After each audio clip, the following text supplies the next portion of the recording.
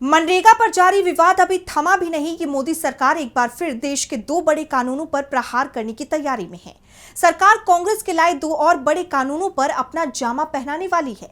तो वहीं इन दो कानूनों से पहले कांग्रेस के ही लाए मनरेगा कानून को सरकार ने नया नाम और पहचान देकर बड़े संशोधन किए थे, जिस पर विवाद गरमाया हुआ है।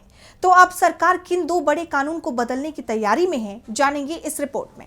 कांग्रेस के नेतृत्व वाली केंद्र सरकार ने आम लोगों के हक में जो कानून बनाए थे उन्हें खत्म करने की कोशिश तेज हो गई है। सबसे पहले तो मनरेगा को खत्म किया गया। मनरेगा की जगह वीबी रामजी कानून बनाया गया। मनरेगा में जहां रोजगार की गारंटी दी गई, वहीं वीबी रामजी में इस तरह की कोई गारंटी नहीं है। केंद्र सरकार ने अपनी हिस्सेदारी भी कम कर दी है, जिसके बाद माना जा रहा है कि धीरे धीरे कर ग्रामीण रोजगार की सबसे बड़ी योजना धीरे धीरे अपने ही आप बंद हो जाएगी। और अब सरकार दो और कानून बदलने की तैयारी में है। कांग्रेस के नेतृत्व वाले केंद्र सरकार ने 2006 में खाद्य सुरक्षा कानून बनाया था, यानी हर व्यक्ति को गुणवत्तापूर्ण भोजन उपलब्ध कराना सरकार की जिम्मेदारी तय की गई थी। इसे दुनिया का सबसे बड़ा खाद्य कानून माना जाता है। इस कानून का उल्लंघन करने पर सख्त सजा का प्रावधान भी किया गया था, जिसमें 10 लाख तक का जुर्माना, लाइसेंस रद्द करने के साथ गंभीर मामलों में जेल की सजा का भी प्रावधान किया गया था।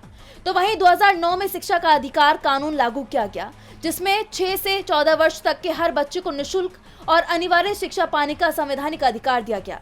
यह अधिकार भारतीय संविधान के अनुच्छेद 21A के तहत दिया गया था। इस कानून को 1 अप्रैल 2010 को पूरे देश में लागू किया गया, लेकिन अब ये दोनों ही कानून संकट में दिखाई दे रही हैं। केंद्र सरकार इन्हें बदलने की तैयारी में है।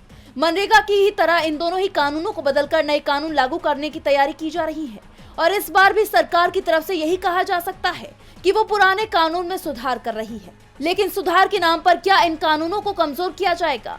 डीबी लाइव की रिपोर्ट।